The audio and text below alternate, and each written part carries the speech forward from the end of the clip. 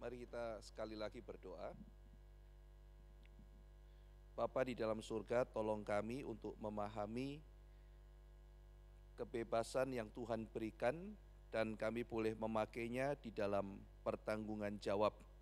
Kiranya melalui hidup kami sebagai seorang pemuda, kami tidak menyia-nyiakan semua anugerah, tenaga, kelebihan, dan berbagai hal yang indah yang Tuhan berikan pada kaum muda.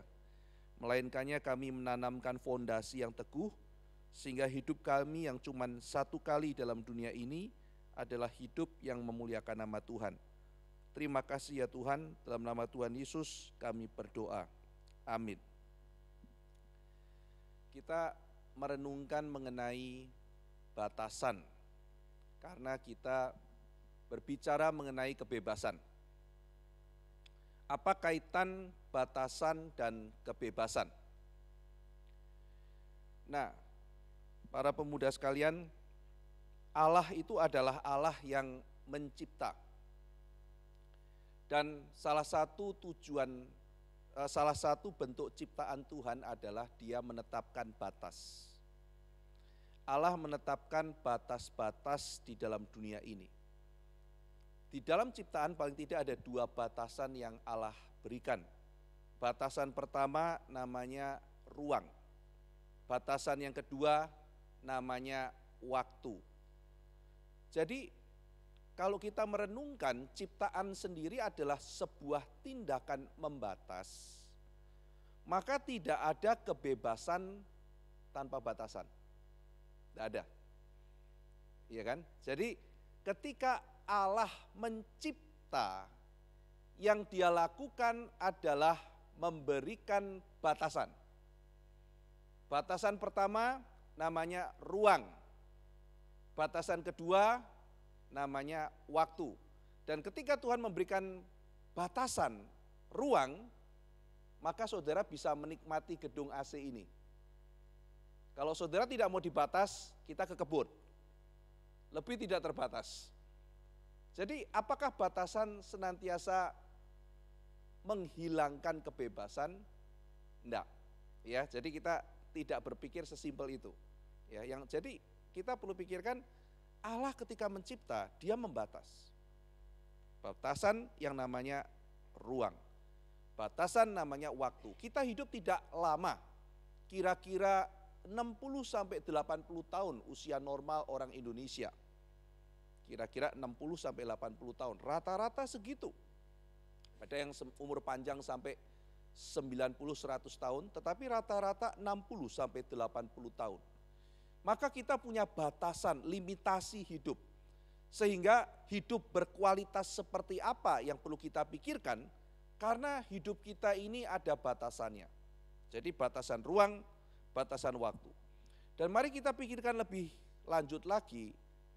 Ketika Allah mencipta, misalnya Dia menciptakan daratan dan lautan, Alkitab mengatakan Dia menetapkan batas-batas bumi. Dia menetapkan batasan musim, itu pembatasan. Dan Dia menetapkan batas garis bumi, ini namanya darat, ini namanya laut.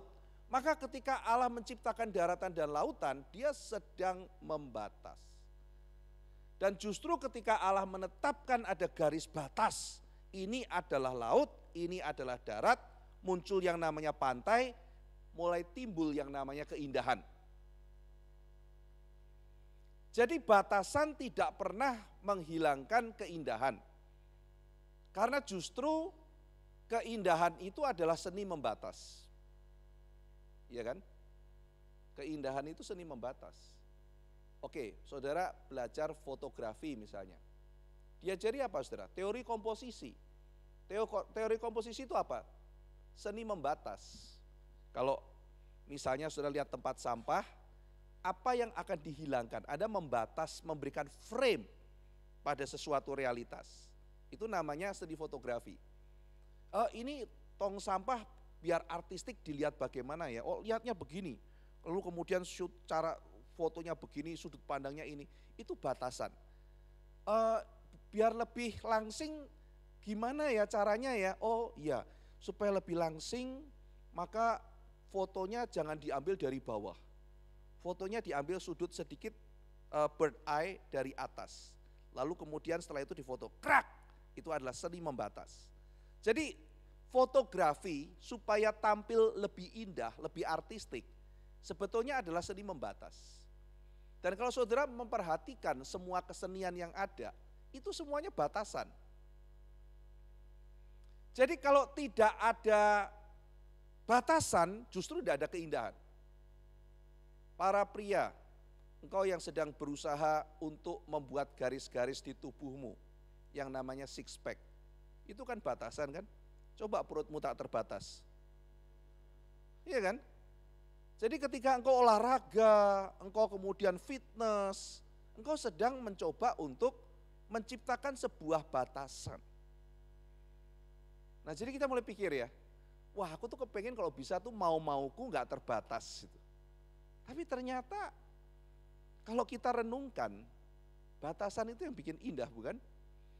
Ya, jadi di dalam kesenian sendiri, seni itu adalah seni membatas. Seni membatas. Saudara yang belajar fashion, desain fashion, ketika Anda pikirkan, oh ini baju ini adalah comfort fit, slim fit, itu masalah batasan. Ketika Anda mendesain itu masalah batasan, garisnya akan seperti apa. Dan garis yang salah, itu bisa menimbulkan sesuatu yang kurang estetis.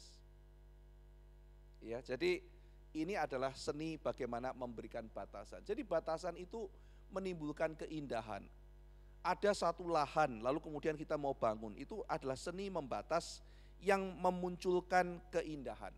Kreativitas, mari kita bilang sesuatu yang baik. Orang akan disebut seperti punya natur ilahi kalau dia kreatif. Karena Allah itu kreatif, Allah mencipta, kreator, maka ciptaannya punya creativity. Seringkali disebut begitu. Dan kreativitas itu tanda kebebasan. Orang yang kreatif dibilang bebas, karena dia punya kreativitas. Tapi justru kreativitas itu sebetulnya tanda bahwa manusia ketemu batasan. Kreatif, kata orang Jawa, kere tapi aktif. Kere itu batasan. Ya. Jadi kreativitas itu, saudara kalau belajar seni ya, seni kreatif, dosen saya bilang begini, orang kreatif kalau ketemu batas. Kreativitas itu sebuah cara untuk lompat dari batasan. Jadi ada batasannya, dia bisa lompat, orang itu disebut kreatif. Jadi seorang kreatif adalah orang yang ketika ketemu batas, bergumul dengan batasan, dia ngelompatin batasan. Jadi harus ada batasannya. Lalu dia mengalahkan batasan itu, baru disebut kreatif. Jadi kalau saudara mau kreatif, ya ketemu batas. Ya kadang-kadang kan misalnya dikasih case, saya mau iklannya menarik tapi bikin hitam putih. Waduh, hitam putih tapi suruh menarik, gimana caranya? Iya, ini namanya apa? Batasan harga. Orang biasanya mau iklan di surat kabar, maunya halaman hitam putih tapi menarik. Orang bikin iklan kolomnya sekian sampai sekian, nggak besar tapi tipografinya cukup banyak. Gimana caranya? Itu batasan. Maka kita harus bikin kreativitas. Jadi kreativitas itu adalah ketika kita mau menuangkan gagasan kita, ide kita, pemikiran kita, tapi ada batasan. Gimana caranya saya mau menjual sesuatu secara lebih mahal, padahal saya berikan sesuatu pelayanan yang lebih sedikit. Perspektifnya apa ya? Ya sudah, saya jual pakai isu kesehatan. Makanan kesehatan itu gulanya dikurangi, harganya lebih mahal. Less sugar, biasanya lebih mahal dari yang more sugar. Iya kan? Saudara kalau misalnya healthy food, maksudnya apa? Kurangi minyak, kurangi ini, kurangi itu, kurangi gula. Asal ada tulisan healthy food lebih mahal. Nah ini orang-orang seperti ini, orang-orang yang apa ya? Yang kreatif. Dia menemukan prinsip less tapi bisa jual more. Dengan cara apa? Creativity. Iya kan? Sampai sekarang isu, sudah lihat aja deh, makanan sehat. Jangan cepat-cepat senang dulu. Makanan sehat itu apa? Orang kreatif misalnya saudara ya, saya pernah belajar mengenai teori iklan itu ya. Diajarkan begini, periksa satu jenis obat di pasaran, yaitu obat haid. Obat haid buat perempuan.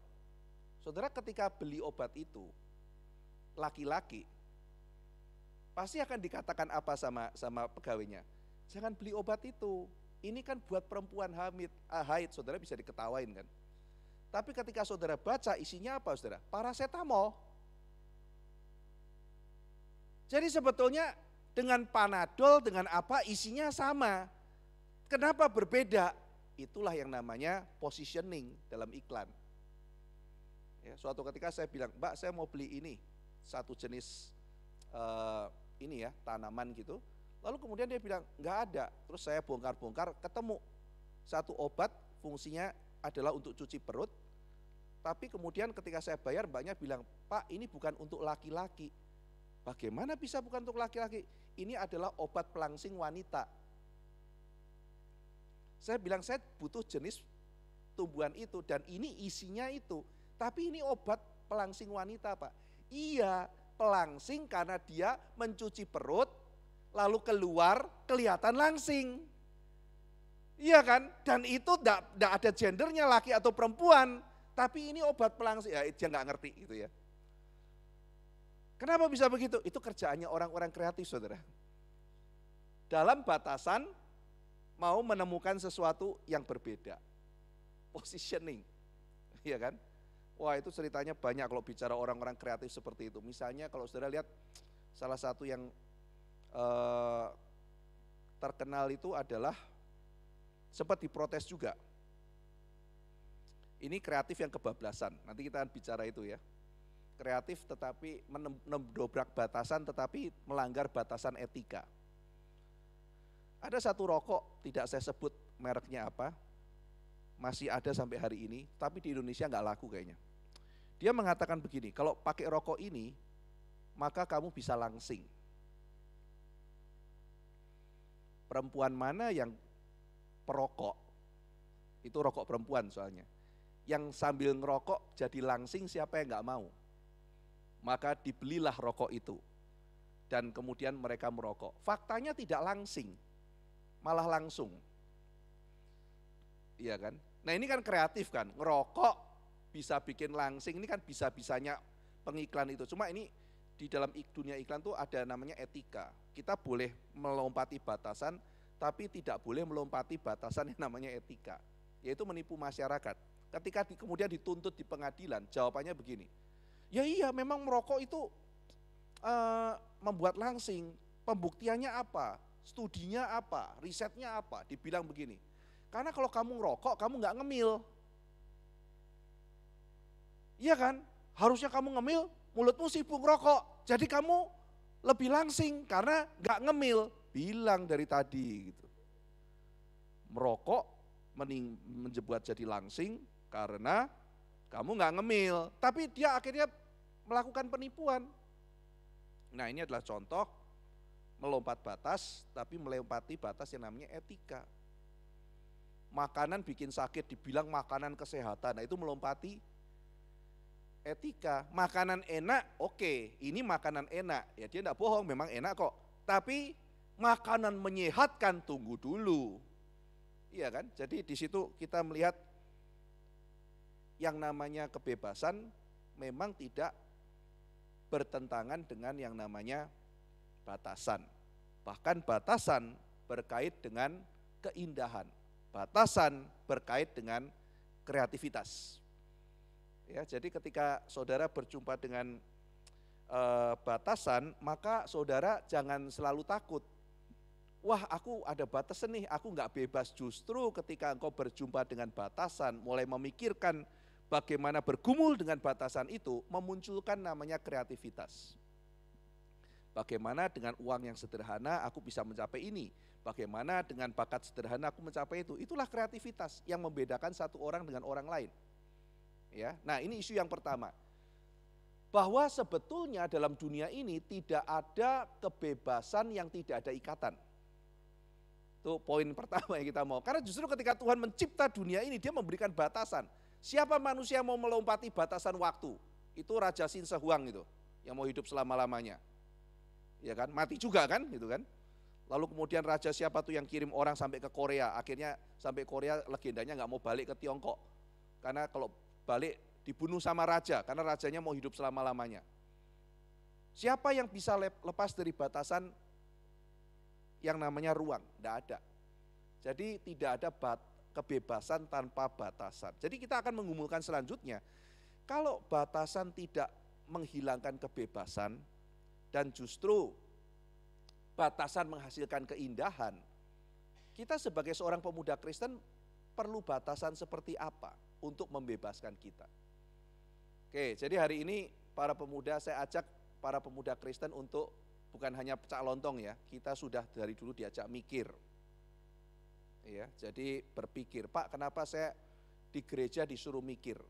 Karena semenjak semula Alkitab itu adalah buku yang menyatakan bahwa kita dicipta oleh firman. Maka firman itu direnungkan, dipikirkan, membuat hidup kita bijaksana. Ketika kita berpikir, mungkin kita akan sedikit lebih kompleks. Tetapi kita mempunyai tradisi di dalam kekristenan itu berpikir mendalam. Kitab Amsal misalnya mengatakan, supaya kamu masuk ke dalam satu lingkungan teka-teki, lingkungan orang suci, lingkungan para orang saleh yang mencoba secara mendalam menggumulkan firman.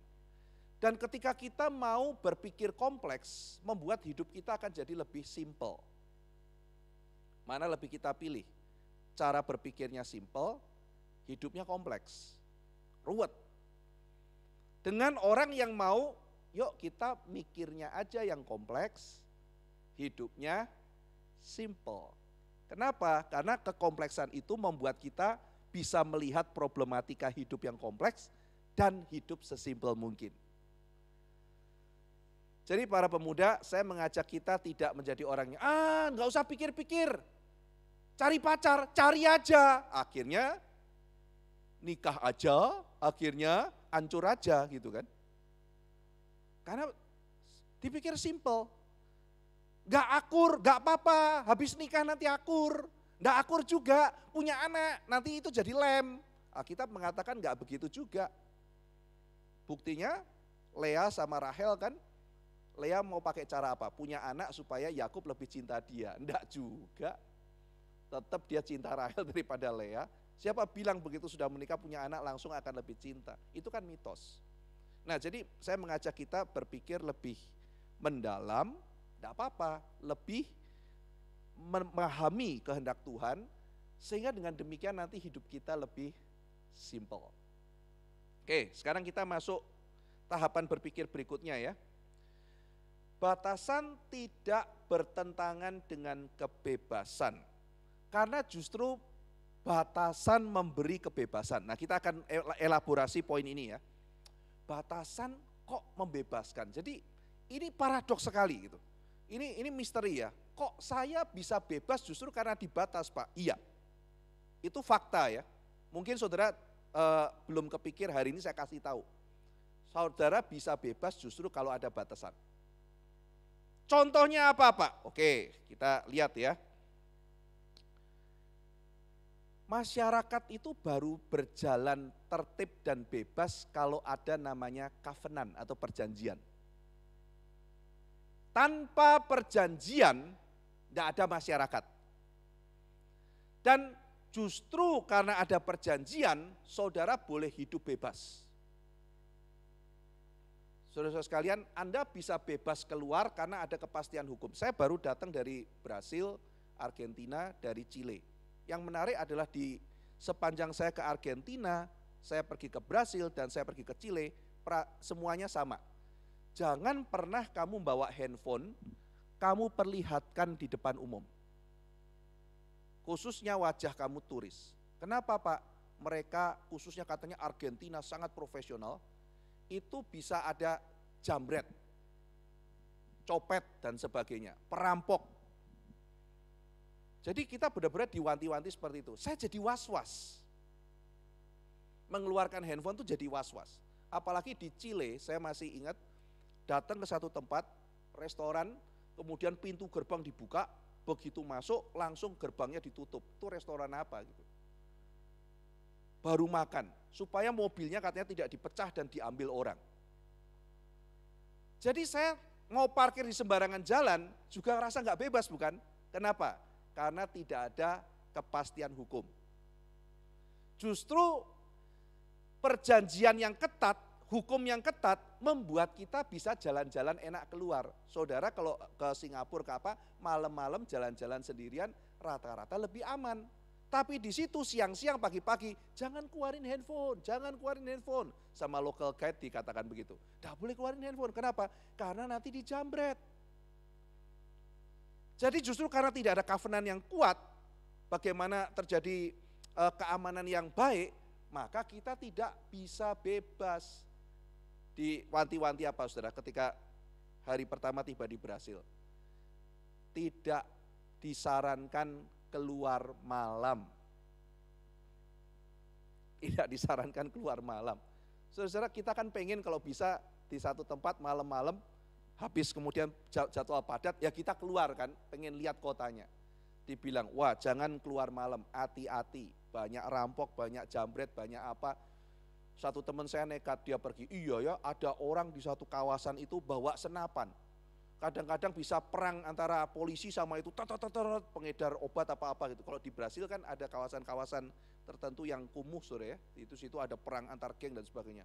Teman saya bilang, iya aku nginep di situ. Dia pakai ini, ada orang bawa senjata dan sebagainya, jalan-jalan di pinggir jalan. Jadi satu tempat di mana tidak ada kepastian hukum, tidak ada perjanjian yang kuat, membuat kita nggak bebas, saudara. Jadi ada negara-negara di mana saudara bisa jalan-jalan malam-malam, itu perjanjiannya kuat. Saudara bisa pergi ke supermarket, yakin Anda waktu beli barang tidak kedaluarsa karena apa, saudara? Karena ada perjanjian bisnis. Iya kan? Coba misalnya Anda beli keju gitu ya, lalu kemudian ketika dimakan, aduh sakit perut. Saudara lihat, loh kedaluarsanya masih tahun depan, kenapa sudah basi?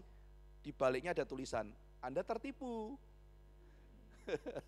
Ini sudah basi setengah tahun yang lalu. Wah Anda kan marah kan, kurang ajar, ini orang tidak bisa dipercaya. Justru dunia ini bisa dipercaya karena ada perjanjian bisnis, perjanjian politik, perjanjian ini, perjanjian itu. Batasan ini, batasan itu. Anda pinjamkan uang, lalu kemudian Anda tenang-tenang, karena Anda percaya uang Anda akan balik. Kenapa? Ada perjanjiannya, ada ikatannya. Kalau saudara minjemin uang, terus kemudian misalnya gini ya, aku pinjemin uang kamu deh, iya tolong ya aku butuh 10 juta, ya udah nih 10 juta, thank you ya, kamu mau balikin kapan? Kapan-kapan tuh kapan gitu. Kapan aku digerakkan hatiku oleh Tuhan? Waduh celaka kalau kayak begini. Maksudnya tahun depan? Ya bisa tahun depan, bisa 10 tahun lagi. Kapan? Kasih batasan dong. Tidak terbatas, wah celaka kan? Kalau utang tak terbatas bisa anak cucu ke 9 ke apa baru bayar kan celaka, utang cuma 10 juta. Anda jadi susah tidur kenapa? Karena tidak ada batasan. Tapi kalau dikatakan, ya aku mesti bayar tahun depan, kalau misalnya aku nggak bisa bayar, ya sudah, nanti itu ada barang apa, kamu datang ke rumahku disita saja, ambil buat penggantinya. Nah saudara tenang, ada jaminan. Karena apa yang bikin Anda tenang? Batasan. Maka Anda bisa bebas. Menarik ya, jadi kalau kita pikir masyarakat kita, yang membuat kita bisa jalan-jalan keluar malam dengan bebas adalah karena ada perjanjian di masyarakat, ada batasan-batasan di dalam masyarakat.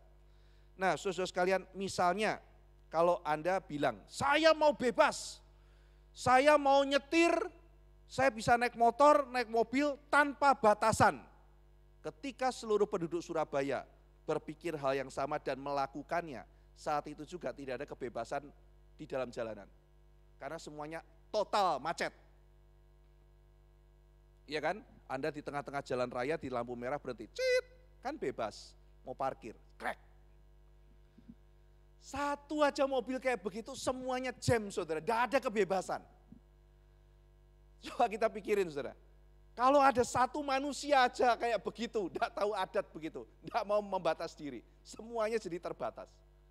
Ya, jadi justru batasan-batasan yang benar itu membuat kita bebas dan merdeka. Ya, saudara pernah belajar PKN ya, ilmu itu. Saya dulu guru PKN tuh, ngajar di SMP. Pertama ketika mengajari mengenai norma dan sebagainya kan mengatakan kita adalah makhluk yang punya hak. Tetapi karena orang lain juga punya hak, maka kita membatas hak kita untuk supaya sama-sama bisa mengekspresikan kebebasannya. Society dasarnya adalah dia punya hak, tetapi ketika melakukan haknya, membatasinya karena orang lain juga punya hak. Menggunakan hak dengan batasan tidak mengganggu hak orang lain. Misalnya, Anda punya hak malam-malam pasang musik dan Anda baru beli amplifier baru. Tapi tetangga Anda berhak tidur. Maka ketika Anda mengatakan saya akan mau coba dengan musik misalnya Ferdi Requiem. Deng deng dung deng gitu kan ya. Aku mau coba full Ferdi Requiem karena untuk menguji kapasitas kemampuan speaker saya. Saya biasanya kalau mau uji amplifier saya bawa Requiem-nya Ferdi. Untuk coba itu speaker bagus apa enggak gitu ya. Begitu sudah pecah, kelihatan speaker enggak bagus. Wah, Anda sekarang polkan.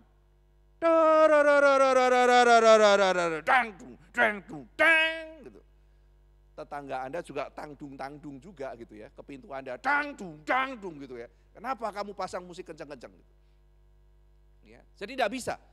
Ketika kita belajar PKN, iya ya, saya ketika melakukan sesuatu, mengekspresikan kebebasan saya, ada batasan. Dan ketika batasan itu dituruti, seluruh society, seluruh apartemen itu, seluruh perumahan itu akan bebas. Menarik kita memikirkan itu. Yang pertama, kebebasan tidak menghilangkan batasan, justru batasan menimbulkan keindahan, dan justru malah batasan yang membuat kita bebas. Jadi, waduh ternyata jangan-jangan selama ini kalau gue dikurung, gue mau bebas, tunggu dulu. Gak sesederhana itu. Yang membatas itu apa? Yang membebaskan itu apa? Justru manusia bebas kalau ada batasan-batasan yang tepat. Batasan yang benar membebaskan saya. Jadi kuliah itu saudara, kuliah itu ada batasannya. Saya itu dosen dan saya akan mengeluarkan mahasiswa yang nggak jelas, orang-orang nggak jelas yang masuk dalam kuliah saya. Tiba-tiba Pak nanya, lu siapa gitu. Saya temannya ibu kantin, jangan masuk kelas saya gitu. Ngapain lu masuk kelas saya? Loh kan saya temannya ibu kantin, saya lagi main ke sini. Nggak bisa, mahasiswa saya yang boleh di sini, ya dia harus keluar. Iya kan, itu membuat Anda sebagai mahasiswa punya hak karena ada batasan. Anda bebas, bisa duduk di sini, di sana selama Anda adalah mengikuti batasan itu. Dan batasannya adalah ada serangkaian peraturan kampus yang harus Anda lakukan. Maka kebebasan justru muncul karena ikatan.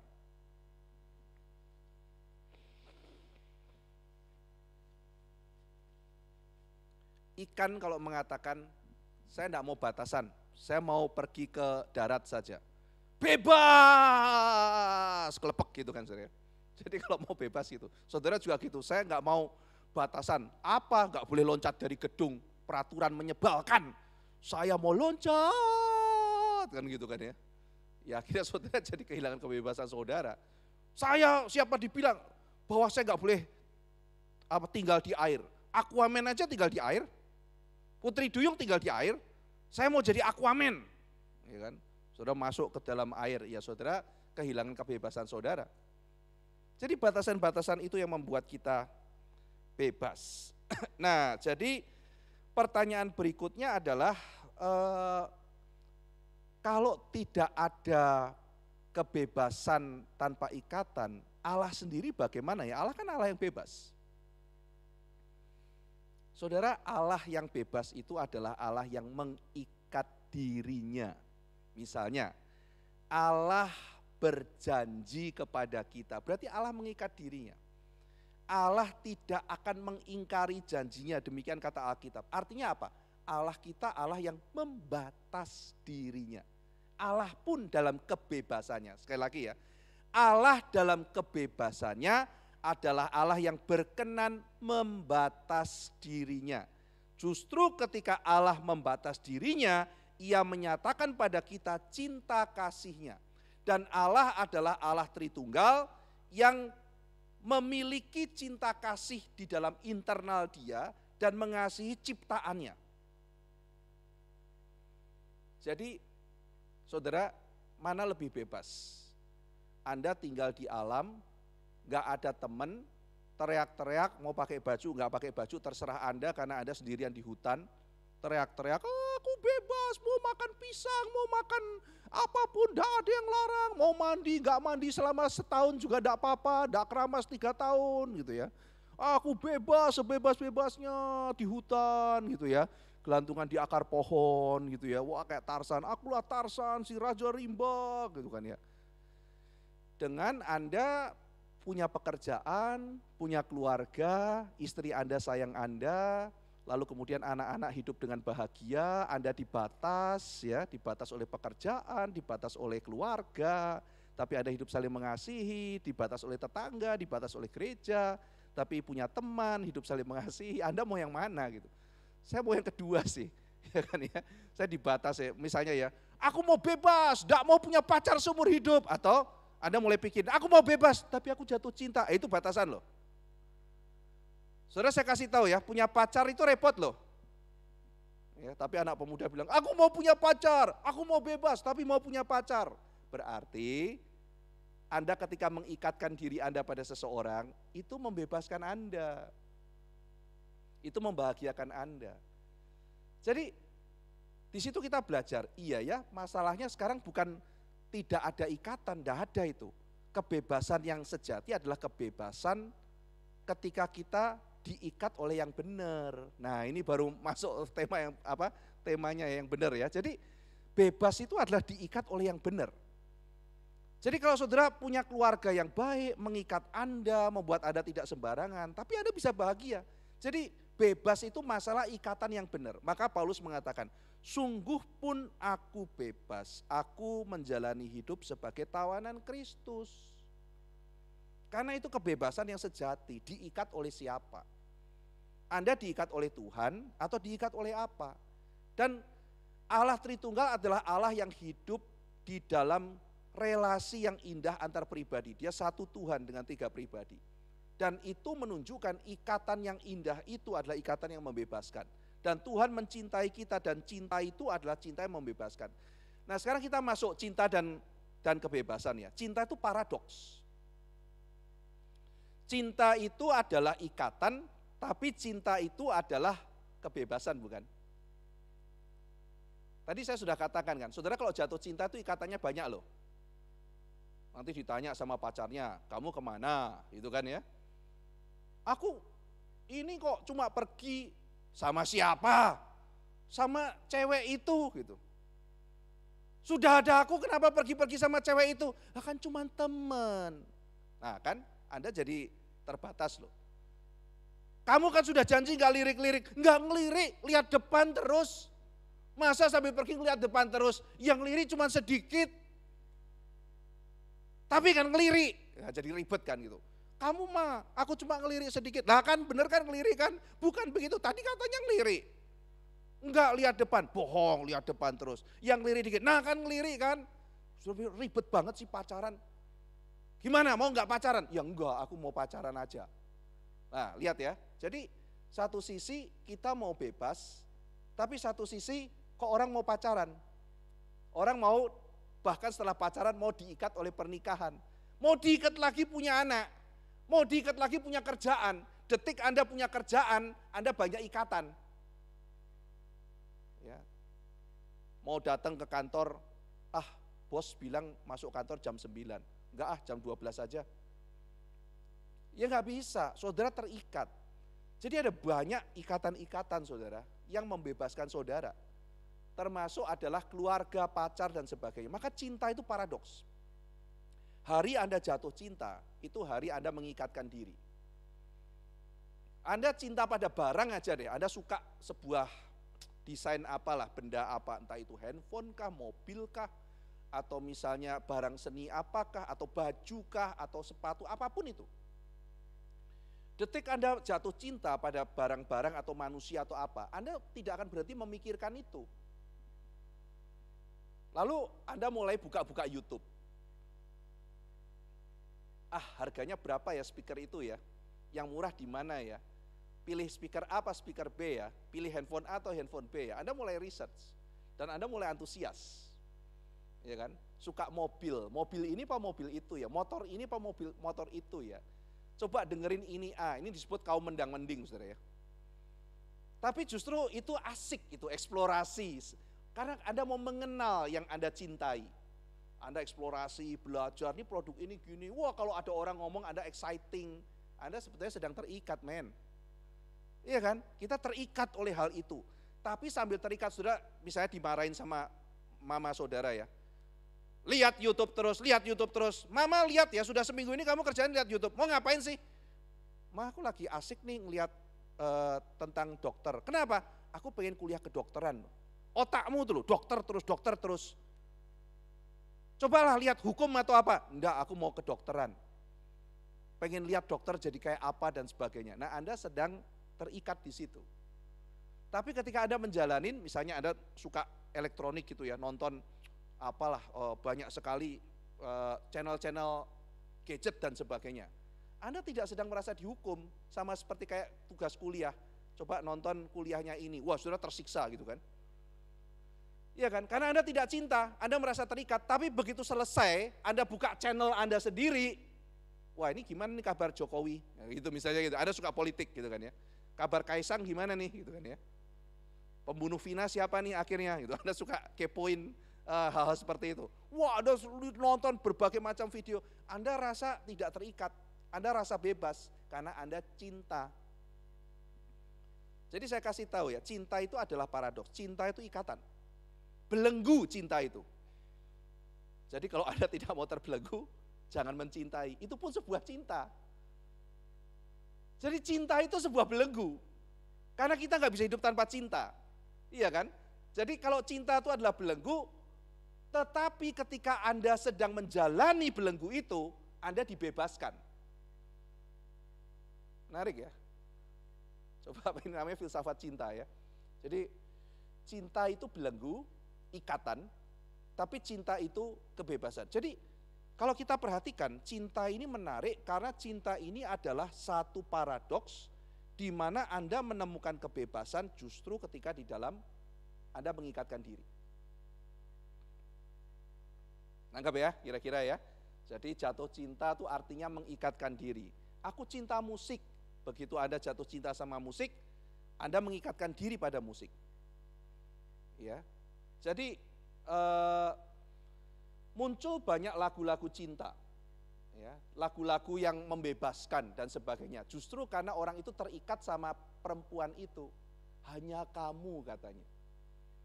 Ya, jadi karena hanya kamu, kan nggak ada,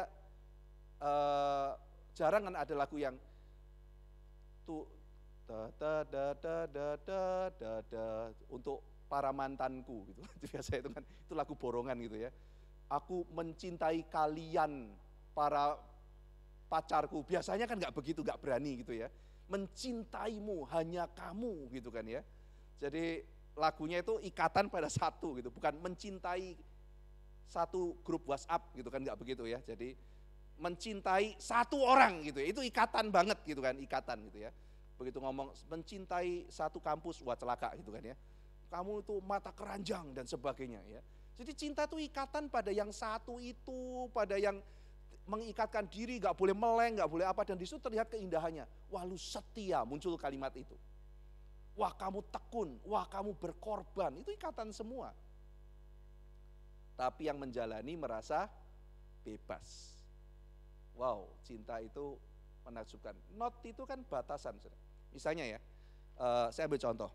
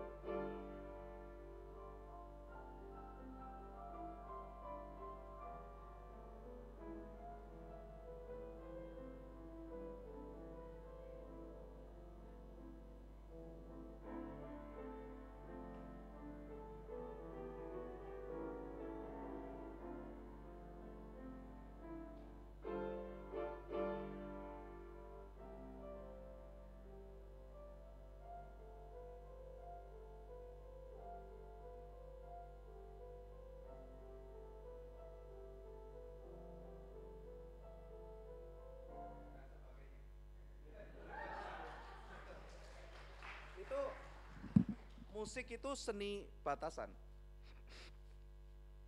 Saudara, makanya paling lucu tuh kalau kur orang masuk duluan kan.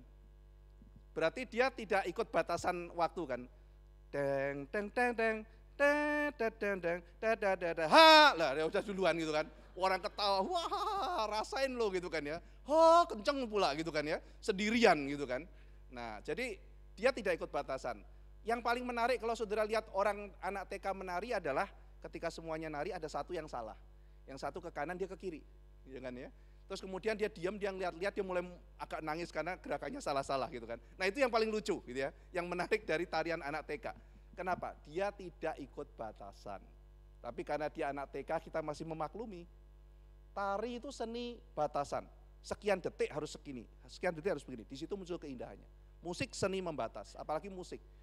Saya masih ingat ya, pertama kali belajar not itu ya, ini seperempat, ini apa, itu aturannya banyak sekali. Tapi ketika saudara ikut aturan itu, ini harus seperempat. Nah, saya mau bikin setengah, lagunya jadi jelek.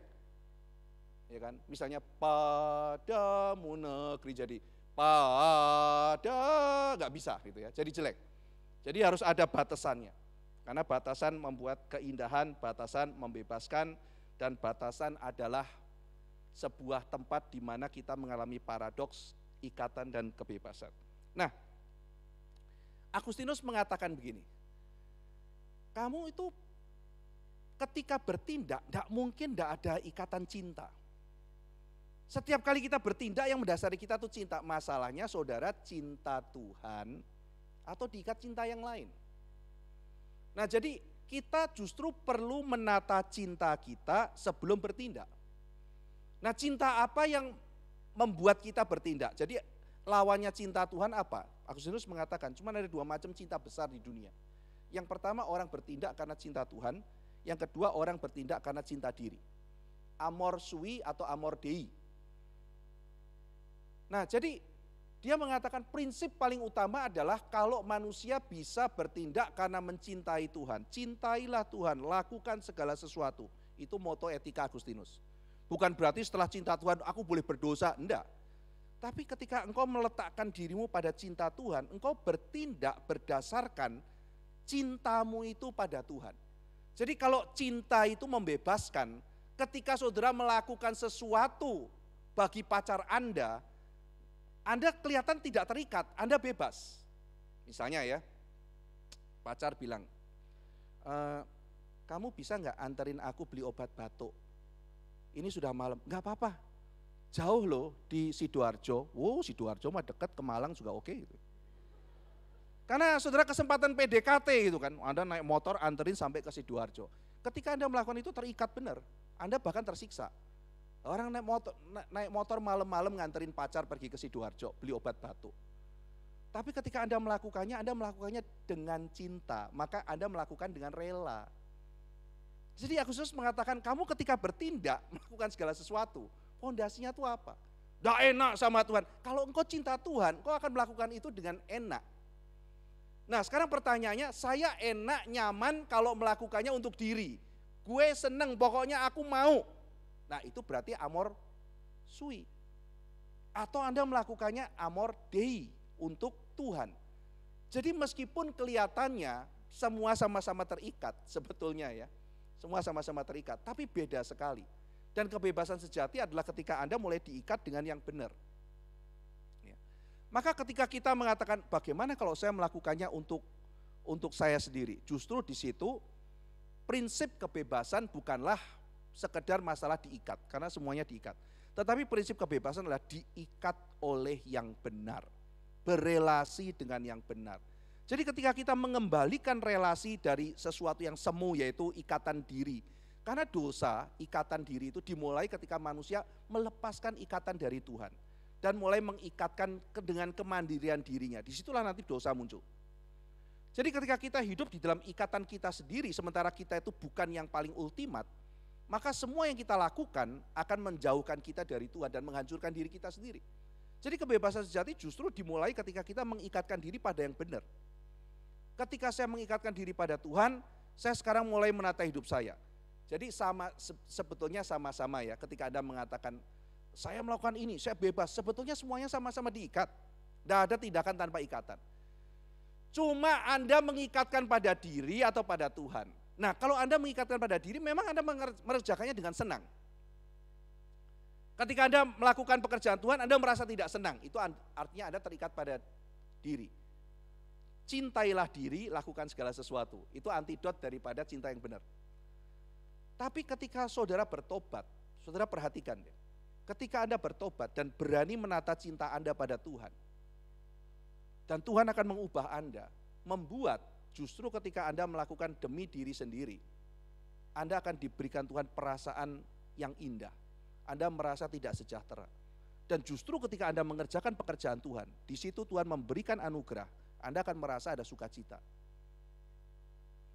Jadi perasaan yang sudah salah akan Tuhan benarkan, Tuhan kembalikan ketika kita belajar menata cinta kita. Ya, jadi ketika saya mau melakukan apapun yang saya mau, itu bukan kebebasan, enggak gitu. Kok apa-apa disuruh sama Tuhan? Ya masalahnya Anda tidak cinta. Karena cinta itu justru mengikatkan diri. Dan ketika mengikatkan diri, cinta itu membawa kita merasa senang. Jadi kalau saudara melakukan pekerjaan Tuhan selalu merasa terikat, kuncinya adalah Anda tidak cinta Tuhan. Nah, Yesus mengatakan, maka tindakan itu dimulai dengan menata cinta dulu. Setelah Anda mencintai Tuhan, ketika Anda melakukan pekerjaan Tuhan, Anda akan suka. Jadi mari kita belajar pertama kali, Tuhan, kok saya tidak merasa nyaman ketika saya ada di rumahmu, ketika saya mengerjakan pekerjaanmu. Maka saudara minta kekuatan dari Tuhan untuk menata hati Anda. Dan Tuhan yang berkuasa akan menggerakkan hati Anda, sehingga Anda diberikan cinta kasih sehingga bisa mencintai Tuhan. Cinta itu dari Tuhan. Dan ketika hati kita sudah belajar mencintai Tuhan, lalu kemudian kita melakukan segala sesuatu, cintailah Tuhan dan lakukan segala sesuatu. Sekali lagi ya, ini bukan berarti kalau aku udah cinta Tuhan, gue boleh sesuka-suka gue, enggak. Tetapi ketika saya melakukan segala sesuatu, fondasinya adalah cinta akan Tuhan itu. Dan itu membebaskan saya bebas. Enggak boleh judi. Bagi orang tertentu, enggak enak, enggak boleh judi. Buat kita itu bebas. Saya melakukan dengan cinta seperti pacar kita mengatakan, jangan nyeleweng. Oke, ngapain nyeleweng? Lihat lu aja membebaskan saya kok. Iya kan? Melihatmu membebaskan hatiku. Kalau aku melihat bola matamu, aku ingin berendam di dalam danau cinta, gitu kan ya. Victor Hugo, iya kan? Atau saudara mau yang rayuan, dulu saya pernah bikin di SMA itu filsafat cinta Khalil Gibran, bedah puisi. Wah itu ramai sampai ke belakang-belakang gitu. Terus kemudian saya perhatikan, yang ikut banyak kan cowok ya gitu. Lalu setelah itu beberapa anak cewek minggu depannya anak-anak SMA bilang, tuh Pak Ivan gara-gara Pak Ivan buka kelas itu sastra Arab itu mengenai Khalil Gibran. Kenapa? Sekarang tuh banyak cowok-cowok gombalin saya gitu kan ya. Saya bilang baguslah ada kemajuan gitu kan ya. Dunia lebih berseni, orang pacaran gak ada seninya gitu kan ya. Jadi kalau Khalil Gibran mengatakan, ketika aku melihat engkau, lehermu yang tegar akan keadilan. Wah puisinya lebih itu ya. Engkau namamu yang teguh mempertahankan kebenaran dan sebagainya. Ya, jadi bisa Khalil Gibran orang Kristen ya. Khalil Gibran orang Kristen. Saya waktu itu bahas sayap saya patah. Lalu bagaimana berbagai macam puisinya dia ya. Termasuk dia pernah tulis tentang Yesus Kristus, mengenai imajinasi dia akan kebaikan Kristus. Nah, jadi kalau kita melihat bagaimana kita jatuh cinta, maka cinta itu 100% ikatan, tetapi ikatan yang membebaskan. Maka ketika saudara sedang jatuh cinta, ingatlah, iya ya, ini loh seperti kehidupan ikut Tuhan tuh seperti ini. Pertama cinta dulu, lalu setelah cinta melakukan segala sesuatu. Dan bahkan ikatan seperti apapun di dalam cinta, itu akan membebaskan. Cintailah Allah dan lakukan segala sesuatu. Mari kita berdoa. Bapa, kami kadang-kadang jatuh pada mitos bahwa bebas adalah melakukan apapun yang kami mau. Padahal perasaan kami ini subjektif, perasaan kami ini terikat oleh apa yang kami cintai. Celakanya kalau dari awal kami mencintai yang tidak benar. Seperti misalnya kami mencintai diri sendiri. Kami akan merugikan orang lain, menghancurkan orang lain, menghancurkan keluarga, menghancurkan yang kami cintai kalau kami hanya mencintai untuk kami peralat bagi diri. Oh Tuhan, bebaskan kami dari perasaan subjektif. Hari ini kami sadar bahwa mencintai itu tidak bisa dilepaskan dari ikatan. Dan kebebasan itu bukan berarti saya tidak diikat, tapi kebebasan itu justru kalau kami diikat oleh yang benar. Dan dalam hal ini Alkitab mengajar kami, ketika kami diikat oleh Tuhan yang sejati, kami dibebaskan. Karena kebenaran Tuhan dan pribadi Tuhan yang membebaskan kami. Terima kasih untuk pengertian yang kami dapatkan dari firman Tuhan hari ini. Dalam nama Tuhan Yesus kami berdoa. Amin.